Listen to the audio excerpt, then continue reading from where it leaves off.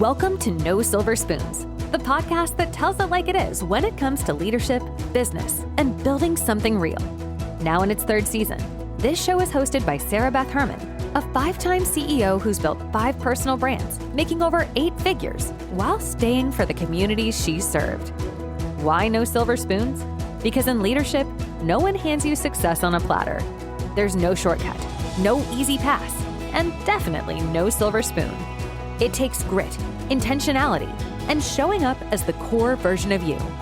This podcast is about what happens when you put in the work and take ownership of your path. When you decide to build it step by step, no excuses. Every week, you'll get tools, stories, and fresh perspectives to keep you moving toward the results you want. You'll walk away with clarity and focus on what actually moves the needle without the fluff. And with Sarah Beth's sharp insight, infectious energy, and no-nonsense approach, you'll remember why you're here: to lead, to grow, and to make it happen. So buckle up. This isn't just another podcast. This is No Silver Spoons. Let's get to work. Now, here's your host, Sarah Beth Herman. Most small business owners carry around this secret hope. If I can just get here, then things will finally be easier. If I can just make that extra $100,000, if I can just grow my team to 100 people, if I can just land this one client or get this many new patients, then the worry will stop. Then the struggle will finally have an end date. But the hard truth, the one that I know you just really don't want to hear right now, there is no timestamp on worry in business. There is no magical point where challenges disappear. And if you've ever found yourself waiting for that finish line, only to realize that it really doesn't exist, I want you to feel me near you right now. I want you to hear that I'm right in this space. I've been there before. I'm living out those common thoughts that keep coming back, like just get there and then we'll have this. That's why we're about to step into season 4 of No Silver Spoons, the Keep Going series. Because the real journey of leadership isn't about waiting for the day when problems stop showing up. It's about learning how to keep going even when they do. And to understand where this series comes from, I need to take you back to the very beginning of a story. My name is Sarah Beth Herman. I'm your host here of No Silver Spoons. And today we are closing out season 3 and heading into season 4. Season 4 begins the fourth quarter of the year where we're all racing to reach every single goal we set in January. So let's take the story back. Let me take you back to a time when things were much different for me. In 2011, I bought my very first business, a hair salon in Denver, Colorado. I found the ad on Craigslist, and to me, it looked like the opportunity of a lifetime. I was young, hungry to build something of my own. I convinced myself that this was the breakthrough I had been waiting for. I remember searching for salons for sale in Craigslist, and I found several that were listed. Several didn't work out. They weren't opportunities that I could actually make come true. But this one ad was everything. And I remember copying the link and emailing it to my husband. I actually am not 100% sure if iPhones were out then, and I don't think link sharing was the same. But I do remember emailing it to my husband and him saying, I think this is the one. This seller offered special financing. She had a lawyer, which made me feel safe. And when I was approved for a 10-year commercial lease at just $1,300 a month, I thought I had won at life. 1,100 square feet in downtown Denver. This felt like my golden ticket. I remember before we actually signed papers or even decided we were going to sign papers, we met her at a Starbucks on the corner of a street, a common street in the town that we lived in. I remember walking in and seeing her, and she was beautiful. And she looked put together. She had brochures in her hand and a laptop in her hand and a file filled with papers and bank statements. And it looked legitimate. In order for us to move forward in the process, we had to give her $5,000. And I remember begging my husband to just let us do it. Just take the $5,000 and let's give it to her. My husband was hesitant, but I think he saw the dream too. And he saw how happy it made me. He saw that this might be the means to the end of how much we struggled in life. At the time, I was working 3 different jobs. I was still in dentistry as an office manager of a dental practice. I was working at Bath & Body Works as a cashier. And I also worked at Kohl's. It was hard. It was really, really hard. I remember at one point during that season, my husband and I only had one car. And because I was working so much, he would drive me to wherever the job was that I was going to be at just so we could have time together. I'll never forget the day that I signed those papers. That morning, I actually went to get my nails done because I really thought that that meant I would look professional and somehow someone would just believe that I fit the part of owning this salon. I called into work that day so I could focus on the milestone moment. I met the owner at her lawyer's office off of 16th Street. And when I signed the papers and she handed me the keys, I felt like my entire future had just been placed in my hands. The moment I walked into the salon, it hit me in a way I never expected. In fact, I actually remember walking from that lawyer's office down to the salon at 17th and Welton. If you've ever been to downtown Denver, I'm pretty sure there's a salon that still exists in that same place. Though it's changed hands many times over the years, it's still there, I believe. I've looked it up from time to time to see what the Google Street View looks like.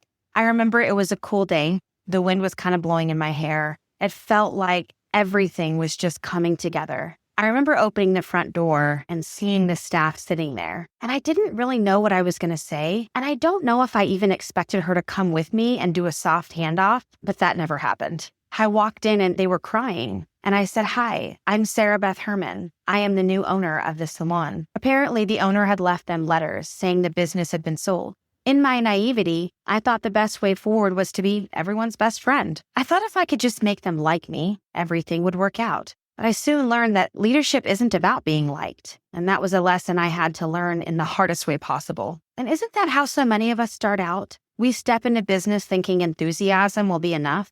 The passion alone will just carry us. That if we hustle hard enough, the cracks will fill themselves in. But passion doesn't pay the vendors. Enthusiasm doesn't cover up dishonesty. And friendship doesn't replace leadership. Very quickly, the cracks became canyons. I discovered there was no real electrical outlets in the salon, just one outlet in the very back, with a massive extension cord running through the walls. No permits, no safety. Every change I tried to make was undermined by the so-called manager of the salon, who unbeknownst to me turned out to be the seller's cousin. Worse, I started seeing cash disappearing. Clients were paying, but the money wasn't hitting the business. I realized the cousin was pocketing the cash and denying it outright. I tried to buy supplies. I found out the salon was blacklisted. The previous owner owed hundreds of thousands of dollars to distributors. I couldn't even order shampoo, chairs, product, anything, because her name, and now my business's name, was tainted. And that's when reality set in. That was about 9 weeks in. There was no way forward.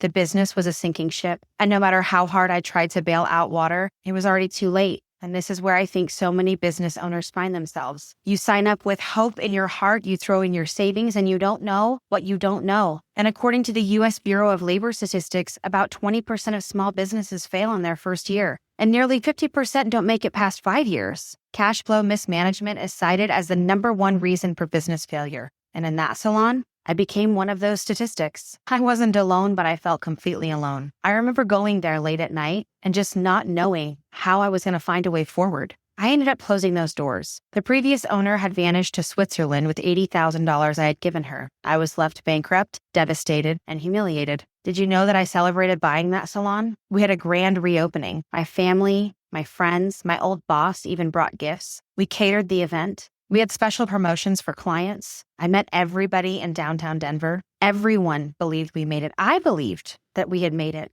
And now I was left to explain how it had all fallen apart. Did you know that I also hired family members to help me learn how to run a business? Those family members actually worked for me, and I was never able to pay those family members. It was so humiliating because I had to decide that I was going to file bankruptcy. To make matters even worse, in order to file that bankruptcy, I had to sell the one thing that felt like my reward in all of this, a MacBook Pro I had bought for myself when I first opened the salon. Selling that to pay for bankruptcy fees felt like the final nail in the coffin. I can still remember sitting there, holding that computer and thinking, how did I get here? I didn't know, but I still went to that same Craigslist website and listed that MacBook for sale. I remember driving and meeting someone in the parking lot to buy it. I ended up having to sell it for $200 or $300 less than what I paid for because I needed the money. Small business failure isn't just numbers on a chart. It's not just 20% here and 50% there. It's real people who give up birthdays and vacations, who put their family savings on the line, who lose sleep and sometimes lose everything, like me. According to a 2023 U.S. Chamber survey, 70% of small business owners report stress that affects their physical and mental health. In that moment, I was one of them. Before I sold that MacBook Pro, I remember setting it up. And somehow this setup became a pivotal moment in my life that I would never forget. And here I am, a decade and a half later, remembering it and reciting it to you right now. I remember going to the Apple store and buying it. I remember it had a pink case and I loved it. It was a really big deal that I got to buy this MacBook. And I remember first setting it up, and there were a lot of different software things at the time that just no other computer had, like different photo filters that you could take pictures of. And I actually still have those silly photos that I took. But when I was setting up the computer, it walks you through several different steps, I guess you could say. And those steps are everything from what language you want this in, what time zone, set up your Wi-Fi. Well, then comes this section where it asks you to type in what I thought was a slogan of some sort. But looking back, I think it might be the place that you type your name in. And instead of typing my name in, I typed this slogan, and it was just 2 words: keep going. Out of nowhere, I typed those 2 words. I don't know why I typed those 2 words. I just did. And I didn't know it then, but that moment was my turning point. Those words became my lifeline. They carried me through that bankruptcy. They carried me back into dentistry, back into leadership, and eventually into the business I run today. And did you know that every computer I have, which is multiple across my different properties and my laptops and all the areas I have computers at, every single one of them, they all are synced up and they all say keep going. I sold that MacBook nearly 15 years ago. But then when I was able to afford another computer, I typed in that same thing and it all just says keep going. So that is where this series comes from 2 simple words that were born in my deepest loss and carried me into my greatest growth. This is why season 4 of No Silver Spoons matters, because being in business is a constant journey. There are no timestamps on when struggles end. Every season brings new challenges to contemplate, new fires to put out, new risks to take, new lessons to learn. But it is not just about survival. It is about finding a rhythm where you can keep going without burning out, without breaking down, without giving up. And that's why this series isn't just episodes. I've got digital downloads for you, a private cohort, and free resources to build a community with you. We'll have a Facebook group where you can connect with other leaders and business owners. Faith woven into our conversations, not just as a club that you join, but a reminder that you are always meant to be here. And my goal is simple in all of this: to carry you through the end of this year, to prepare you for a beautiful new beginning, and to help you see why you were designed to keep going. I may have lost that salon. I may have filed bankruptcy. I may have sold that very first MacBook Pro I ever had. But those moments didn't define me. They shaped me. They built the foundation for who I am today. And if you're in a season where you feel like quitting, where you feel overwhelmed, betrayed, or broken down, I want you to hear me clearly that it is not over. Your story is not finished. And that's why season 4 of No Silver Spoons is here, sponsored by Dentistry Support, to walk with you, to give you real tools, to remind you of one simple truth: keep going. Our first episode airs on October 6th. To get more information, visit dentistrysupport.com/keep going. And no, this series isn't just for those in the dental industry. It is for anyone in business, leadership, and beyond, elevating you where you were always meant to go. Just 2 words. I'm reminding you, keep going, and I'll see you October 6th. Thanks for joining us in another episode of No Silver Spoons, powered by Dentistry Support. Remember, success doesn't come with shortcuts, and leadership doesn't come with a silver spoon. It's built on hard work, intentional action, and the decision you make every day to keep moving forward. If you're ready to connect or join the conversation, text us using the link in the show notes or visit sarahbethherman.com for more. And while you're there, don't miss our digital library, packed with tools to help you keep growing and leading with purpose. Keep showing up, keep doing the work, and know this: you've got everything it takes. We'll see you next time on No Silver Spoons.